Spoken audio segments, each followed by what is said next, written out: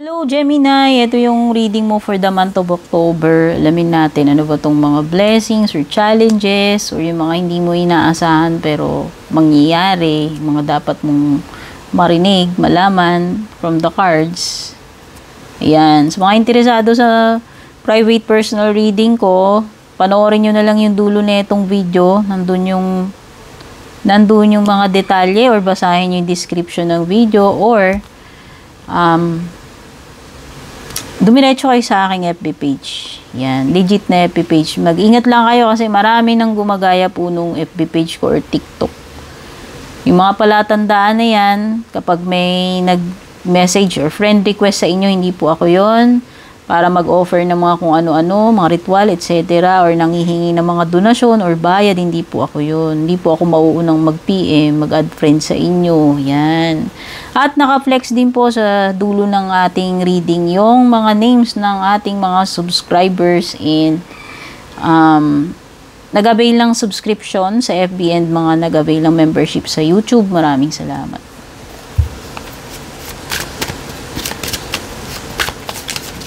Opya, tumatalon. Ito yung overall energy mo. Si Queen of Cups. Ano yung magiging challenge mo? Si Nine of Swords. Ano yung magiging blessing or advantage mo ngayong October? Si Ten of Wands. Ano naman yung what's next or near future? You have the Ten of Pentacles. Pagdating sa mga zodiac signs na nandito, merong Cancer energy, may Gemini, may Sagittarius, and Virgo energy.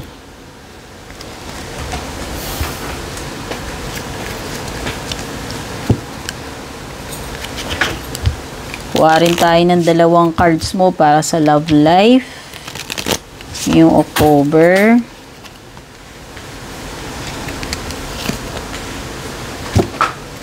Kuha rin tayo ng mga cards para sa mga hindi mo inaasahang mangyayari ngayong October.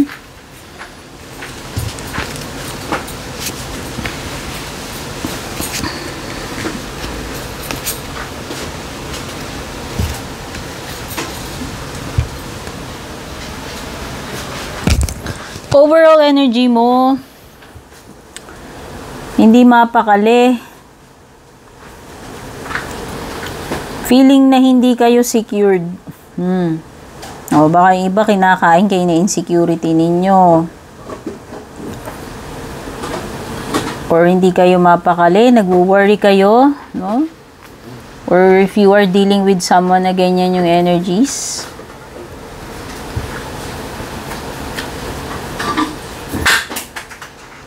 Hindi mapanatag ang loob eh. Or yun na nga, kung hindi man mapanatag ang loob ninyo, hindi kayo mapakali sa sarili ninyo or wala kayong confidence, yan, nai-insecure, naiinggit or nagseselos, itong person na to, kung sino man tong tinutukoy kayo man o yung person na nakakadeal nyo, yan yung overall, energy ng October. Pagdating naman dito sa challenge mo, oo, talagang walang peace of mind, namumroblema,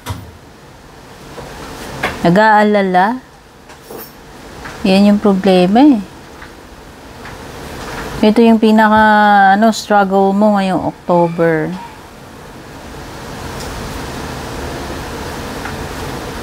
Or hindi ko alam kung meron kayong dinaramdama sa sarili ninyo.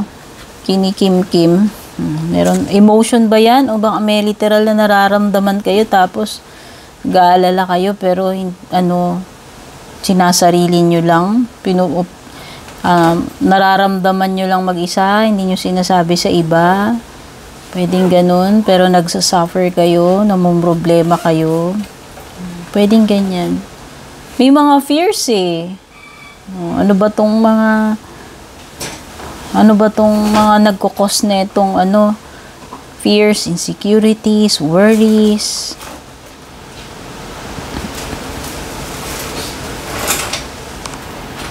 O baka yung iba puyatan-puyatan o baka challenge nyo naman kulang kayo sa tulog, sa pahinga or maraming stress, yan. Or maraming problema, pwede yan naman yung challenge nyo. Pagdating naman sa advantage mo or blessing mo, masyado ka kasing ikaw siguro yung tao na hindi ka basta-basta humingi ng tulong sa iba. Alam mo yung ayaw mo ng mga bala ng iba. Independent mo kasi na tao. So, madalas, kinakaya mo lang mag-isa. Or hanggat maaari, pipilitin mong kayanin mag-isa. Hindi ka basta-basta humihingi ng tulong sa iba. Kahit na na-challenge ka, nahihirapan ka. Ang advantage mo dito, ikaw yung person na kaya mong gumawa ng mag-isa. Hindi ka palaasa. No? Masipag ka. Yun lang. Minsan kasi, di ba, akalain ng ibang tao, porke independent tayo. Malakas naman yan. Hindi niya kaya tulong yan. Lagi naman niyang nagagawa kahit mag-isa siya. Strong yan. Carry bells niya yan.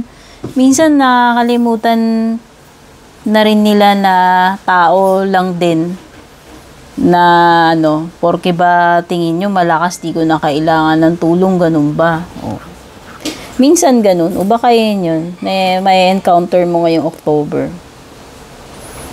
Pero ang maganda rito, wala man tumulong sa'yo, nakikita ko, advantage mo, magagawa mo kakayanin mo ma-accomplish mo. Mahihirapan ka, pero makakayanan mong gawin. Ayan, Or, kung hindi man, pwede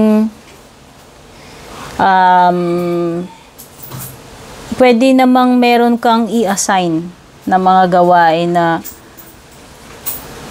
pwede mong tipakin yung trabaho. Kumbaga, hindi ikaw lahat gagawa. Okay? So, pwedeng yun.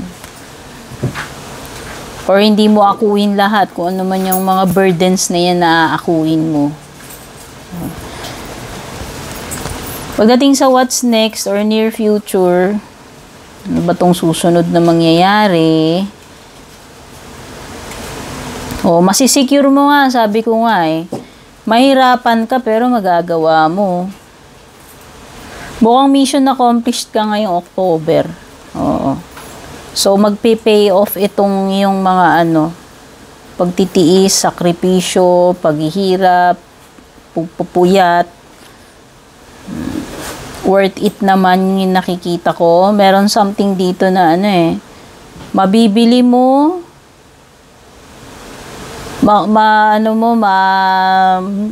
goal na ma-accomplish yan. At mukhang maraming coins. So, hindi ko alam kung ito na ba yung mga overtime dahil may pinagpuyatan ka. Ito na ba yung mga sales. Basta maraming datong dito Ibig sabihin, may reward naman yung mga paghihirap mo, sacrifices mo ngayong October. Ngayon, pagdating sa iyong love life ngayong October, may separation dito.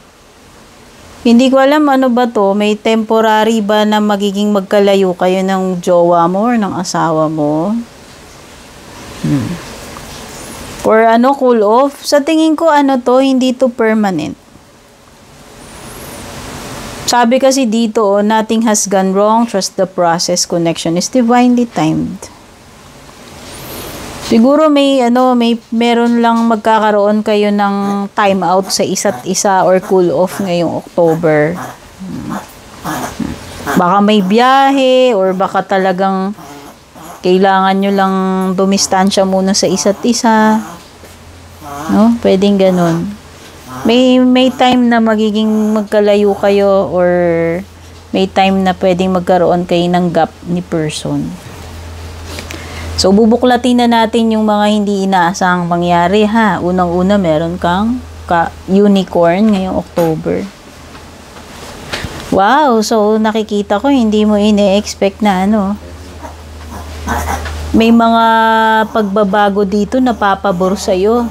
So, yan. Sabihin mo na may mga magagandang changes na improvement. Ayan, improvement or magagandang changes na hindi mo inaasahan ngayong October. Meron ko yun lang. Ito hindi mo inaasahan din. Mukhang merong pumatrader sa'yo ngayong October. Hindi mo rin inaasahan na itong tao na to may ginagawa siya kapag nakatalikod ka. Sneaky, traidor, hindi mo alam na meron siyang mga ginagawa against you, behind your back. Ano pa? May lalaking energy dito. Dealings or relationship with a younger man. Romantic man ito or hindi. Hindi mo ina-expect sino man itong lalaki na to. May mga ganap na hindi mo inaasahan dito sa person na ito. Meron ka ring dolphin. Ayan may hindi inaasahang pera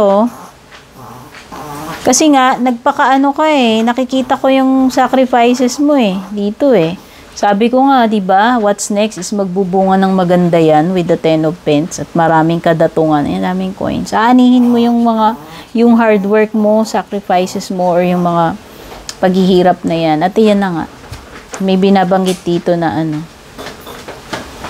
pwedeng improvement pagdating sa kalagayang pinansyal or may literal ka talaga na matatanggap na pera paparatingin na hindi mo inaasahan. So, ano pa? Closing messages o mga payo sa'yo, Gemini, ng Angel Answers cards para ngayong October. Pasensya na kayo guys, biglang hinika yung alaga ko. Nandito yan sa tabi ko, kaya dinig na dinig nyo, kawawa naman. Ganyan niya madalas hinihika.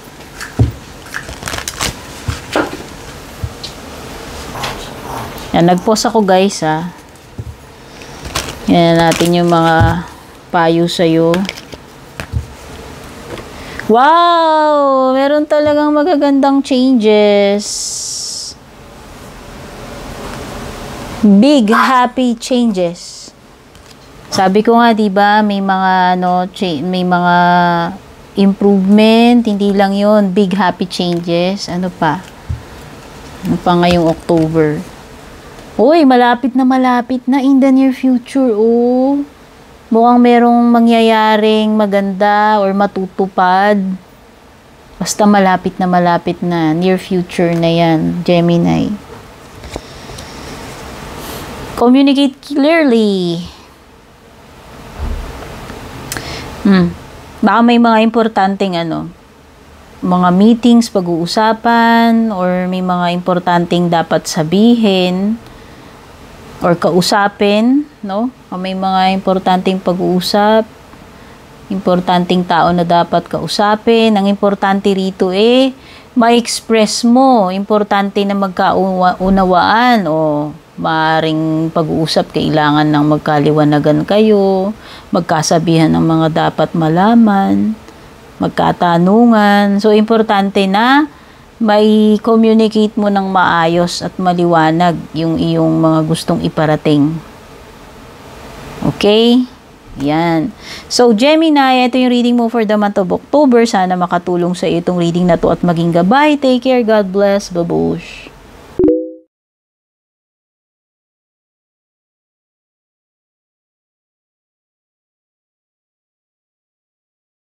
And kung balak nyo pong mag-book or mag-inquire ng personal readings ko, basahin nyo lamang po itong nakasulat sa screen or yung nakalagay sa description.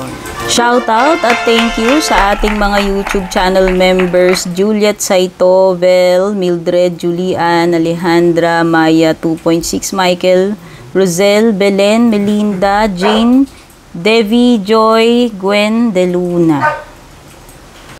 Shoutout and thank you rin sa ating mga FB page subscribers, Alicia, Aida, Jovel, May, Ann, Jennifer, Jane, Aida, Aluwap, Emilu, Melinda, Grizel, at ang pinakabago si Shay Santos.